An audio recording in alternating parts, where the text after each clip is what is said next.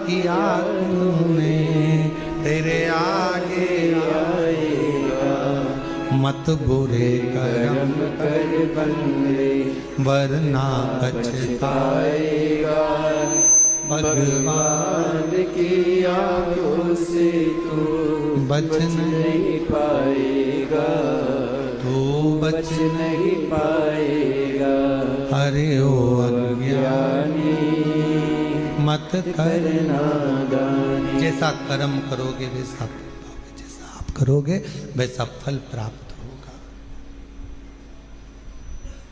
जैसा कर्म करोगे वैसा फल आपको मिलेगा। कुछ कर चलो। एक पत्र अच्छा है, देखिए।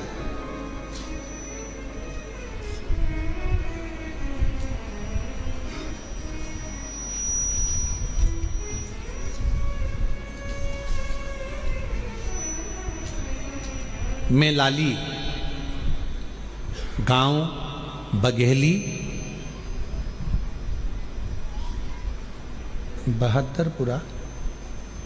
बहादुरपुरा जिला भिंड मध्य प्रदेश की रहने वाली हूँ। कहीं बैठी हो तो हाथ हिला सकती हैं अगर कहीं बैठी हो, और अगर बैठी हो तो पीछे से आकर एक बेलपत्र, पीछे के दरवाजे से आए, बेलपत्र लेकर जाएं।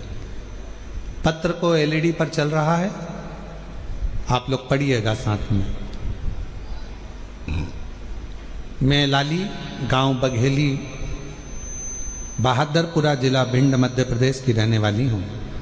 मेरे पति पूरन सिंह पटेल को 4 साल से कैंसर नामक जानलेवा बीमारी थी।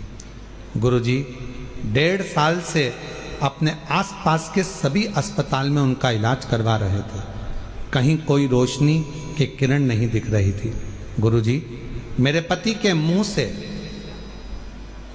इतना खून बहता रहता था कि परेशान हो गए थे। गुरुदेव, गले में 4 से 5 गठानें थीं। उनकी ये दयनीय हालत हमसे देखी ना जाती थी। सभी लोग एवं डॉक्टरों ने कह दिया अब कुछ नहीं हो सकता, जिंदगी में कभी भी ये ठीक नहीं हो सकते। डॉक्टरों ने कह दिया ये जिंदगी में कभी भी ठीक नहीं हो सकते। गुरुजी, पत्र एलईडी पर चल रहा है, आप लोग पढ़ सकते हैं। उस वक्त घर में एकदम सन्नाटा छा गया। मैं रोज उनकी इस हालत को देखकर रोती, क्योंकि मुख से खून बहता ही रहता था। गुरुदेव, मेरी एक बेटी व दोनों बेटे पढ़ भी नहीं पा रहे, परेशान रह रहे, क्योंकि हालत ऐसी थी। शायद बाबा को यही मंजूर होगा, समझ में नहीं आया। तब हमारे पड़ोसन में एक मंजू रहती हैं, मुझे बताया कि लाली तू एक बार सीहोर जा, वहां सीहोर बाबा वाला बाबा कथा करता है, तू वो शिव पुराण की कथा सुनकर आ। उसके बाद से गुरुजी आपकी कथा ऑनलाइन टीवी पर सुनती रही। बाबा की दया से गुरुजी मैं जून 2025 में पहली बार सीहोर आई थी। अभी कौन सा महीना चल रहा है? अक्टूबर। कब आई थी? जून 2025 में जून के महीने में मैं पहली बार सीहोर आई, और बड़ी मुश्किल से आई, क्योंकि शरीर ऐसा नहीं था, उनका खून बहता रहता था मुंह से, बड़ी तकलीफ में। गुरुदेव, 4 साल में ना तो उन्होंने ठीक से पानी पिया, 4 साल में ना उन्होंने खाना खाया सही से, आधी रोटी का टुकड़ा भी बड़ी मुश्किल से खा सकते थे। हम सीहोर आए, बाबा के धाम में सुबह कंकर शंकर की पूजन कर ली। इतने में माइक पर सूचना मिली कि भोजन प्रसाद चालू हो गया बाबा का। भोजन प्रसाद चालू हुआ। हमें तो मालूम था कि आधे टुकड़े से आधे टुकड़ा ज़्यादा नहीं खा सकते ये। हम उनको अंदर लेकर गए और वहाँ हमने थाली लेकर भोजन लिया। गुरुदेव, 4 साल में आधी रोटी से आधी रोटी का टुकड़ा खाया। पहली बार 4 साल में पहली बार बाबा के धाम में कंकर शंकर पूजन करने के बाद जब हम अंदर गए, वहाँ उन्होंने रोटी ली। रोटी हमने आधी दी तो कहा पूरी दो, एक रोटी दी, फिर दूसरी रोटी दी, फिर तीसरी रोटी दी, फिर चौथी रोटी दी। जिंदगी में पहली बार 4 रोटी उन्होंने यहाँ खाई। हम समझ नहीं पाए। पहली बार बाबा का ऐसा चमत्कार देखा कि 4 साल में पहली बार 4 रोटी। 4 साल में पहली बार ये 4 रोटी खाई और भोजनशाला को हम नमन कर कर यहाँ से चले गए। बाबा को प्रणाम करा, बाबा की ऐसी कृपा हुई हमारे खून बंद हो गया। वहाँ पहुँचने के बाद घर पहुँचे तो उनके शरीर में थोड़ा बल आया और बाबा की ऐसी कृपा हुई, रुद्राक्ष ले गए जिसको गलाकर शिवजी को जल चढ़ाकर पति को देना प्रारंभ करा। डॉक्टर ने तो कह दिया था कि बचेंगे नहीं। उनके मुख में जो 4 गठानें थीं वो पूरी पानी की तरह गल गईं और आज मेरे पति पूर्ण तरह से स्वस्थ हो गए। मैं बाबा को प्रणाम करने के लिए आई। गुरुदेव शिव शिव है। जैसे ही उनको जून में आराम लगा, उन्होंने तुरंत बाबा की सीहोर में आकर सीवन नदी का जल भरकर बाबा की कावड़ चढ़ाई और बाबा की कृपा से आज वो पूर्ण तरह से स्वस्थ हैं। मैं बाबा को प्रणाम करने के लिए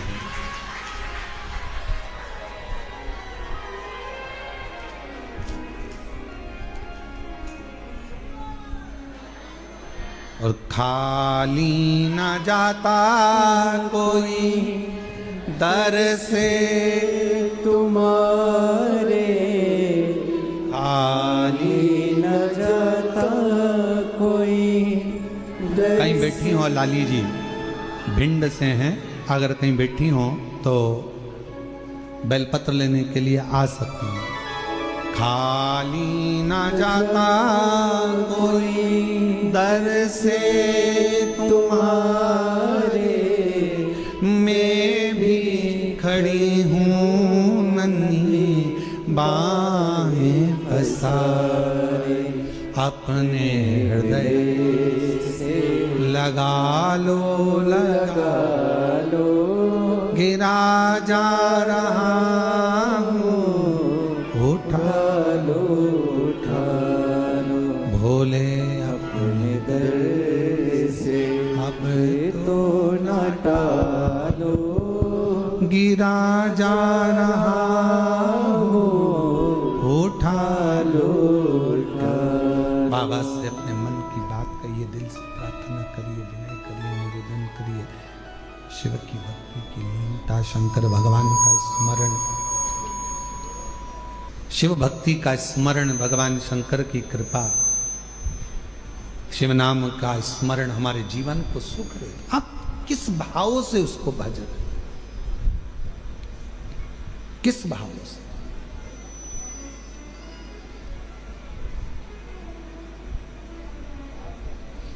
आप सब तो बाबा के धाम पर आ जाते हो भगवान शंकर को जल चढ़ाने के लिए। कुबेरेश्वर बाबा की भूमि पर आप तो आकर 1 लोटा जल चढ़ाते हो। कुबेरेश्वर बाबा की भूमि पर आकर आप तो 108 बार श्री शिवाय नमस्तुभ्यम का मंत्र जाप करते हो। कुबेरेश्वर बाबा की भूमि पर आकर आप तो झोली फैलाते हो। पर सत्यता तो ये है कि मेरा बाबा जिसके दुखड़े को मिटाना होता है उसी को कुबेरेश्वर धाम बुलाता है, वरना बाहर से ही भेज दे।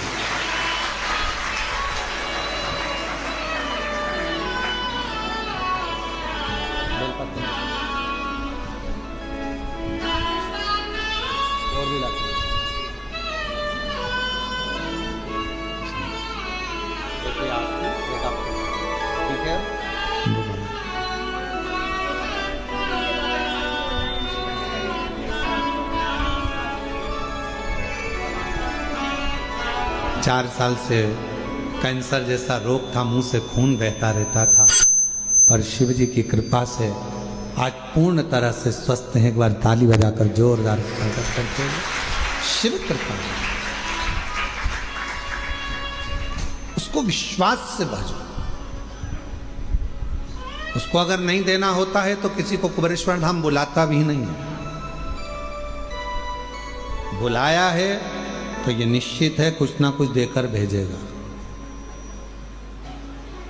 बुलाया है तो कुछ ना कुछ देगा, वरना देता है। नहीं देना तो नहीं बुलाता। बुलाता देवराज नाम के ब्राह्मण को अगर कुछ देना था तो उसको मंदिर के अंदर प्रवेश कराया, वरना वो तो चोरी का धन लेकर जा रहा था। जाता जिससे प्रेम करता था उसके पास जाकर उसको वो सोने का और रानी का हार दे देता। और उसको शिव जी के मंदिर बुलाया, मतलब कुछ देना था। एक पत्र और देखिए, बड़ा सुंदर है वो भी पत्र देखिए। मेरा नाम कविता राठौड़ है, मेरे पति का नाम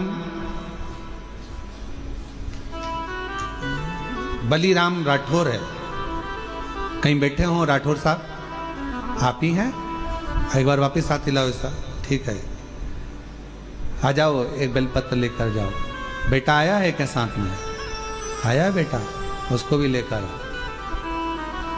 मेरा नाम कविता राठौर है, मेरे पति का नाम बलीराम राठौर है, मेरे बेटे का नाम विश्वलक्ष राठौर है।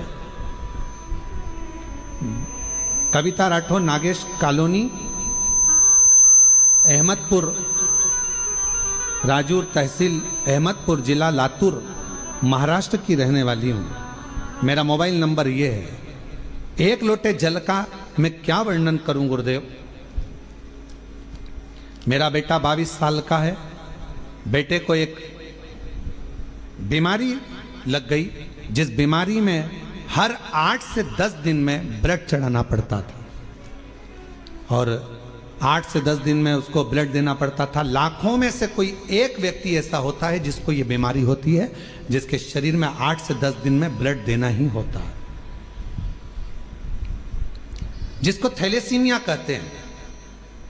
गुरुदेव, उस बीमारी के चलते चलते मेरे बेटे की तबीयत एक दिन खराब हो गई। इतनी खराब हो गई तो हम उसको लातूर के बड़े हॉस्पिटल में भर्ती करा दिए। जब हमने भर्ती कराया, लेकिन बेटे की तबीयत दिन पर दिन बिगड़ती चली गई, और एक दिन सुबह 8 बजे मेरे बेटे ने दम छोड़ दिया। बेटे के प्राण चले गए। 2024 की यह घटना है। डॉक्टर बोले हमें माफ करो, आप इसको अब ले जा सकते हैं। मेरे बेटे को हम घर लेकर आने के लिए तैयार हुए, पर पति ने कहा कि एक भाई ने मुझे कंकर शंकर लाकर दिया है सीहोर का, वो हॉस्पिटल में दिया है, पर अब उस कंकर शंकर का मतलब क्या?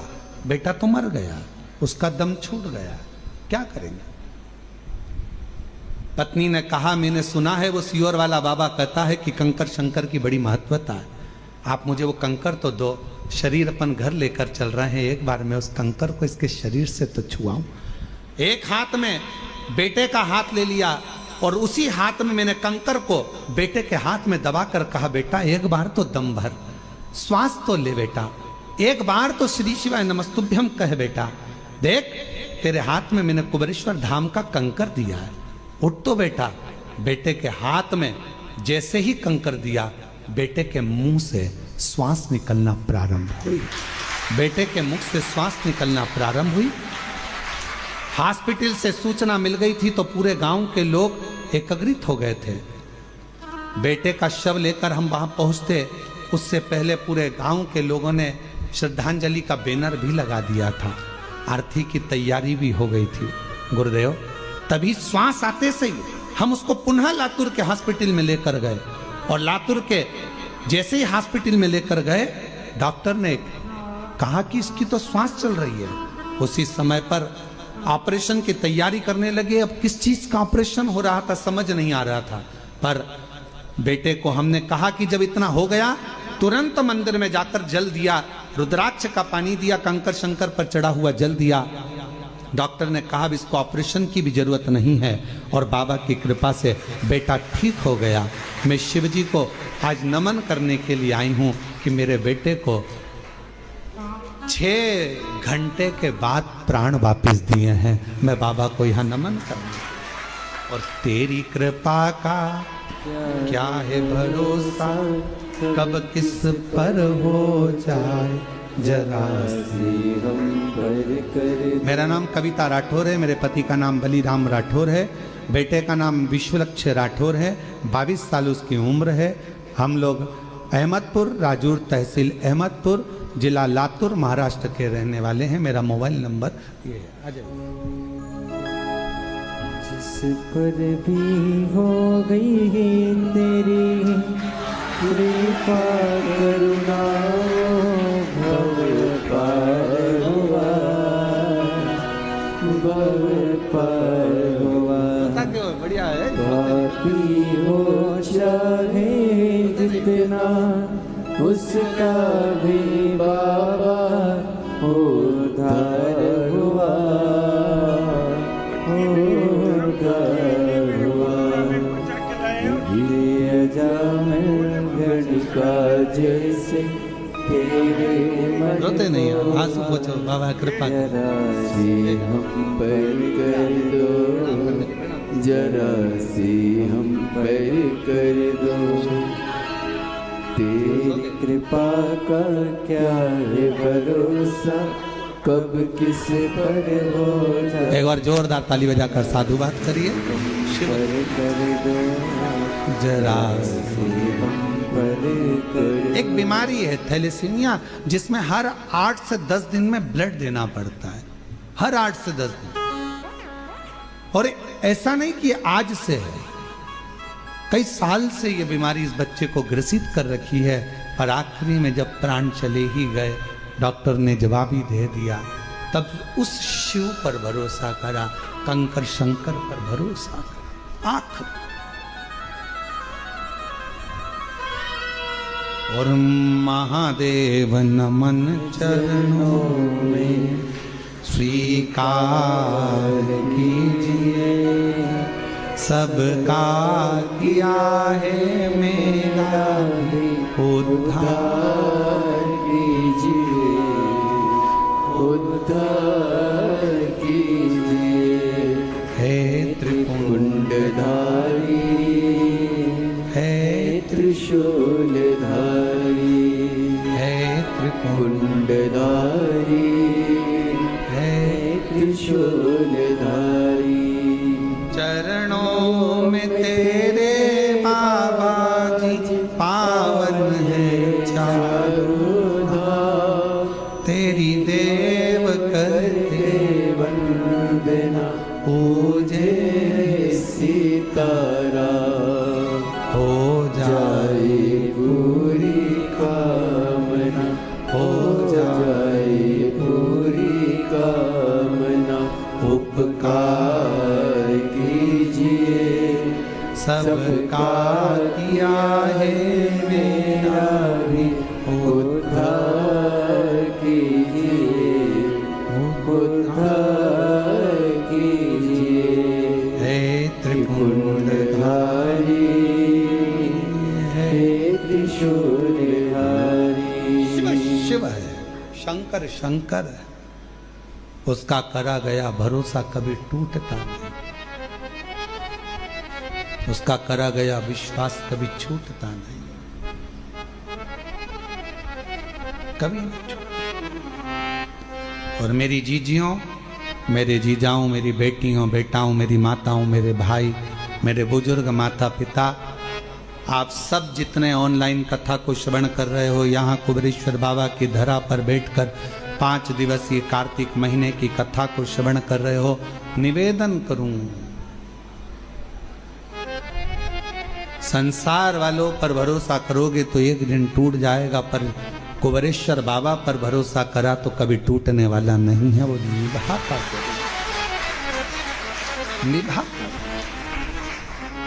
स्वीकारेगा, और उसने स्वीकार लिया, जीवन सार्थक हो गया। उसने स्वीकार,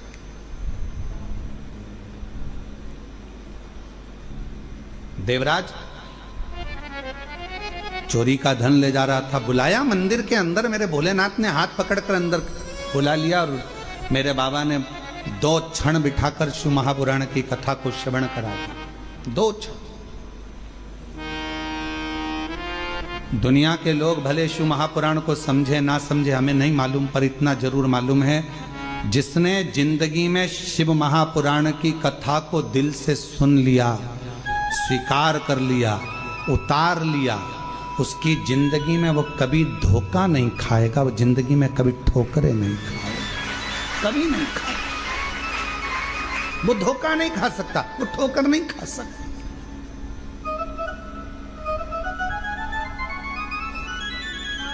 भगवान शंकर पर जो जो सामग्री हम समर्पित करते हैं, शिव जी को बेलपत्र चढ़ाई वो भी औषधि है, शिव जी को जल चढ़ाया वो भी औषधि है, शिव जी पर धतूरा चढ़ाया वो भी औषधि है, शंकर भगवान पर शमी पत्र चढ़ाया वो भी औषधि है, शिव जी पर भस्म चढ़ाई वो भी औषधि है, शिव जी को जल समर्पित कर रहे हैं, दूध समर्पित कर रहे हैं, शहद समर्पित कर रहे हैं। हम भगवान शंकर को जो सामग्री समर्पित कर रहे हैं वो संपूर्ण औषधि का कार्य ही करती है, संपूर्ण औषधि का।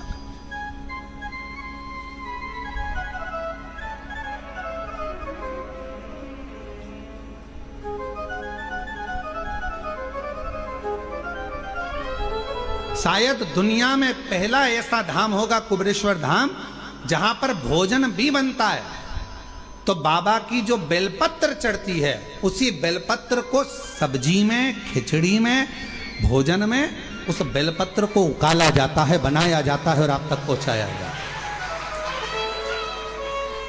वो औषधि बन जाए।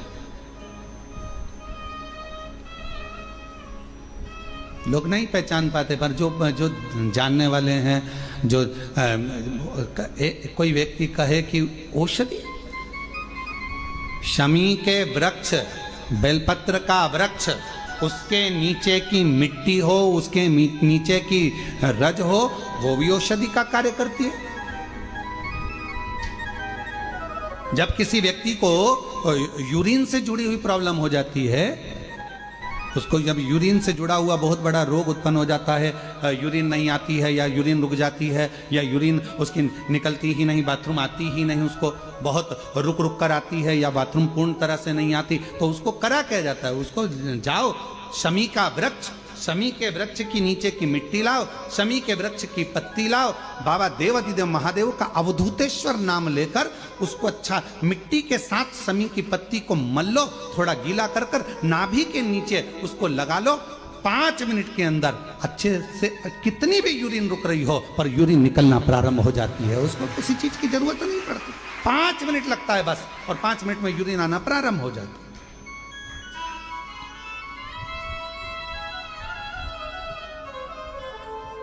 उस शमी का वृक्ष, वो शमी का पौधा, वो शमी का वृक्ष कोई साधारण नहीं होता। कहने वाले कह दिए शमी का पौधा यहां मत लगाना, शमी का पौधा वहां मत लगाना, शमी का पौधा, बेलपत्री का पौधा यहां मत लगाना, बेलपत्री का पौधा वहां मत लगाना, बेलपत्र को यहां मत लगाना। अरे भाई,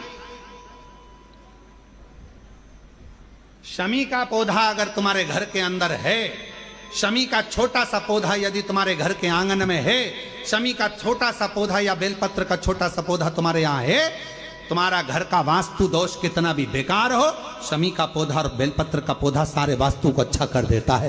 एक शमी का पौधा, एक बेलपत्र का पौधा हमें सुख प्रदान कर देता है,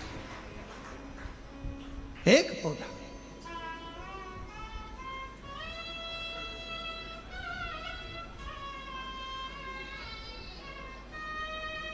उस शमी के पौधे को ना पहचान रहे लोग, उस बेलपत्र के पौधे को ना पहचान रहे लोग। पर एक निवेदन आपसे और है, अगर तुम्हारे गांव में, तुम्हारे नगर में, तुम्हारे शहर में, तुम्हारी कॉलोनी में, तुम्हारी सोसाइटी में शमी का पौधा हो, बेलपत्र का पौधा हो, बड़ का पौधा हो, पीपल का पौधा हो, चाहे आंवले का पौधा हो, किसी भी पौधे में आप कोई भी, जैसे दही चढ़ा देते हो, दूध चढ़ा देते हो, या कोई ऐसा इत्र चढ़ा देते हो, निवेदन है आप अपने आसपास के बड़े बड़े पौधे में ये कोई भी चीज ना चढ़ाएं। कोई महाराज कितना भी बताए, पर उस पौधे के अंदर आप केवल जल चढ़ाएं, केवल जल। आप उसमें ना दूध चढ़ाएं ना दही चढ़ाएं। क्यों? क्योंकि पौधे में जब दही जाता है तो दही जाने के कारण, इत्र जाने के कारण, तेल जाने के कारण, कोई सामग्री जाने के कारण वो बड़े से बड़ा पौधा सूखने लगता है। हमारा करवत निवेदन है आपसे, उस पौधे में जब भी बेलपत्र का पूजन करने जाओ, ना दूध चढ़ाना ना दही चढ़ाना, केवल जल चढ़ाना। आप बड़ के पेड़ की पूजन करने जाओ, केवल जल चढ़ाइए। आप आंवले की पूजन करने जाओ, केवल जल चढ़ाइए। आप शमी के पेड़ की पूजन करने जाओ, केवल जल चढ़ाइए। जल के सिवाय उसके नीचे ना दूध चढ़ाइए ना दही चढ़ाइए, ना उसमें इत्र चढ़ाइए, ना तेल चढ़ाइए, ना कोई सामग्री चढ़ाइए। उसके नीचे केवल जल चढ़ाओ। क्यों? क्योंकि शमी ने स्वयं मंदार से कहा है, हे मंदार, शमी ने मंदार से कहा है, हे मंदार, जब कोई एक जल का पात्र लेकर हम पंच वृक्ष के नीचे आते हैं जल का भरा हुआ पात्र लेकर आते हैं और जल समर्पित करते हैं। जब वो खाली पात्र हमारे वृक्ष के नीचे से जाता है तो वो खाली नहीं रहता, हम उसे लक्ष्मी से परिपूर्ण कर कर भेज देते हैं। ये शमी कहता है। अब ना जाने तुमको कौन कह देता है कि उसमें दूध चढ़ा दो, उसमें तुम दही चढ़ा दो, उसमें ये चढ़ा दो, उसमें इत्र चढ़ा दो। किसी का कहना मत मानो, आप शिव महापुराण का कहना मानो। एक लोटा जल शमी के वृक्ष के नीचे चढ़ाओ, बेलपत्र के वृक्ष के नीचे चढ़ाओ, चाहे आप बड़े वृक्ष के नीचे चढ़ाओ, चाहे आप आंवले के वृक्ष के नीचे चढ़ाओ, चाहे पीपल के नीचे चढ़ाओ, पर जल चढ़ाओ। इसके सिवा कोई सामग्री। अभी हमने देखा कई लोग, अभी दीपावली के पहले हमने देखा भारत के भूमि में कई ऐसे लोग हैं जो ना जाने कहां कहां से ऐसे लोग पृथ्वी पर आ गए हैं जो लक्ष्मी की पूजन करते हैं और अगले साल की लक्ष्मी को उठाकर पीपल के पेड़ के नीचे धरी आते हैं। आंवले के वृक्ष के नीचे रखे आएंगे, कहीं बड़े वृक्ष के नीचे रखे आएंगे। रोड के किनारे जितने वृक्ष लगे हैं सबके घर की लक्ष्मी मैया, सबके घर की लक्ष्मी जी की मूर्ति, गणेश जी की मूर्ति, इस देवता की मूर्ति, उस देवता की मूर्ति, सारी मूर्तियां पेड़ों के नीचे रखी हुई है। तुम्हें कौन ने अकल दे दी ऐसी? तुम्हें अकल किसने दी ऐसी? कौन ने विवेक दे दिया कि घर की पुरानी मूर्ति को पेड़ के नीचे ले जाकर रख दो? तुम्हारे घर की पुरानी मूर्ति है, घर में एक बाल्टी लो, घर में एक टब लो, उस बाल्टी में पानी भरो, तुम्हारे घर की पुरानी मूर्ति उस पानी के अंदर डाल के रखो। जितने दिन में गल जाए, 15 दिन, 20 दिन, 25 दिन, जब गल जाए तब उस मूर्ति की मिट्टी को किसी पेड़ के नीचे ले जाकर डालो, पर अपने देवी देवता को किसी वृक्ष के नीचे ले जाकर मत रखो, उनका अपमान मत करो, उनको अपमान मत करो। ना जाने कौन ऐसा विवेक दे देता है तुमको, ना जाने कौन ऐसी बुद्धि दे देता है कि भगवान की अगले साल की मूर्ति को गणेश जी की उठाओ, पेड़ के नीचे रखिया, लक्ष्मी जी की मूर्ति उठाओ, पेड़ के नीचे रखिया, देवता की मूर्ति उठाओ, पेड़ के नीचे रखिया। नहीं,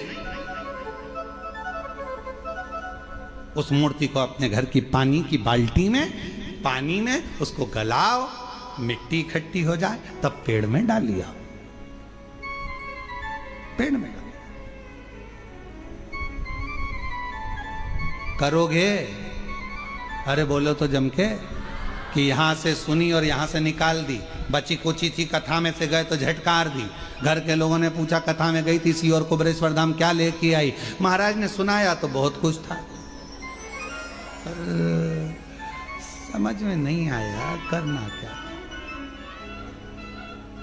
समझो, हमारे देवता का अपमान हम क्यों करें? हमारे देवी देवता को लोग देखकर हंसते हैं। जब ड्राइवर गाड़ी चलाते हैं और पेड़ के किनारे पर जो मूर्तियां रखी रहती है, उनको तो मालूम ही नहीं है कि पेड़ के किनारे मूर्ति रखी है। उनने तो गाड़ी चलाते मुंह में गुटखा भरा हुआ है, तंबाकू भरा हुआ है, पिचकारी मार दी, वो तुम्हारे देवता पर गई। तुम्हारे बददुआ नहीं लगेगी? तुमको अपशब्द नहीं लगेगा? जरा विचार करिए। इसलिए पेड़ों के नीचे मूर्ति रखना बंद करिए। उस मूर्ति को घर में ही बाल्टी में गलाओ, मिट्टी तैयार करके वो पेड़ के नीचे चढ़ाओ, स्वीकार होगी। हमारी बात का लोगों को बुरा जरूर लगेगा, लग जाए तो फिर भी, वैसे भी हमारी बात का बहुत बुरा लगता है, तो इस बात का भी अगर बुरा लगे तो मैं हाथ जोड़कर निवेदन करता हूं, क्षमा करिएगा। पर हमारे सनातन धर्म पर कोई उंगली उठाए, हंसे, ये हमें स्वीकार नहीं, ये हमें स्वीकृत नहीं है महाराज, ये स्वीकृत ही नहीं। शिव तत्व कह रहा, भगवान स्वीकार करें। शमी के वृक्ष के नीचे की मिट्टी और शमी की पत्ती, अवधूतेश्वर महादेव का नाम लेकर यदि यूरिन से जुड़ा हुआ कोई भी प्रॉब्लम होता है तो नाभि के नीचे गीली कर कर उस मिट्टी को लगाया जाए। 5 मिनट, 7 मिनट, 5-7 मिनट तो बहुत हो गए, 5 मिनट में आपको उसका फर्क दिख जाए। 5 मिनट यूरिन आना प्रारंभ हो जाए। शमी के पत्र में वो बल होता है, शमी के पत्र।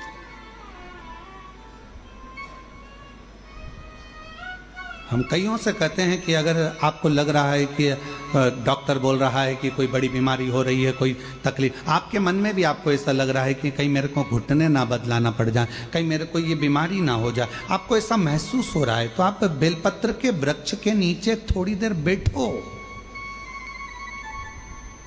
वहां की मिट्टी को अपने शरीर पर थोड़ा सा लगाओ और श्री शिवाय नमस्तुभ्यं, श्री शिवाय नमस्तुभ्यं, श्री शिवाय नमस्तुभ्यं, श्री शिवाय नमस्तुभ्यं। बेलपत्र के वृक्ष के नीचे बैठकर वहां की मिट्टी को थोड़ा अपने मस्तिष्क पर चढ़ाओ, थोड़े हृदय से लगाओ, थोड़ी भुजा से लगाओ, थोड़े वक्षस्थल पर, थोड़ा कंठ पर लगाओ। उस मिट्टी को थोड़ा थोड़ा सा स्मरण करिए और निवेदन करो श्री शिवाय नमस्तुभ्यम का बोलकर। खुद अपने आप अपनी बुद्धि से ही निकलना बंद हो जाएगा कि आपको ऐसा लग रहा था कि बीमारी होगी, घुटने बदलना पड़ेगा, ये करना पड़ेगा। अपने आप वो नेगेटिवता बाहर होगी और आप धीरे धीरे स्वस्थ होना प्रारंभ होंगे, धीरे धीरे स्वस्थ। शिवालय, बेलपत्र का वृक्ष, बट वृक्ष, शमी वृक्ष, पीपल का वृक्ष, आंवले का वृक्ष, मंदिर, तीर्थ, शिवालय, देवालय, ये बल देते हैं हमको, ऊर्जा देते हैं, ये हमें ऊर्जा प्रदान करते हैं।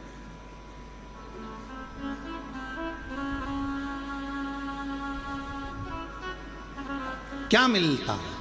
कुबेरेश्वर बाबा की धरा पर आए हो, जल चढ़ा रहे हो, कथा सुन रहे हो, भूमि शयन कर रहे हो, अपना अपना दरी बिछाया, पटुका बिछाया, लेट गए, सो गए, सब होता है, सब।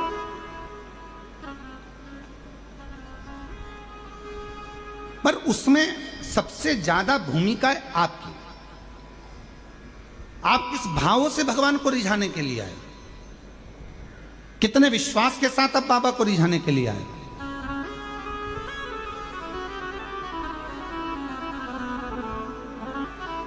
चौदह नवंबर से 20 नवंबर तक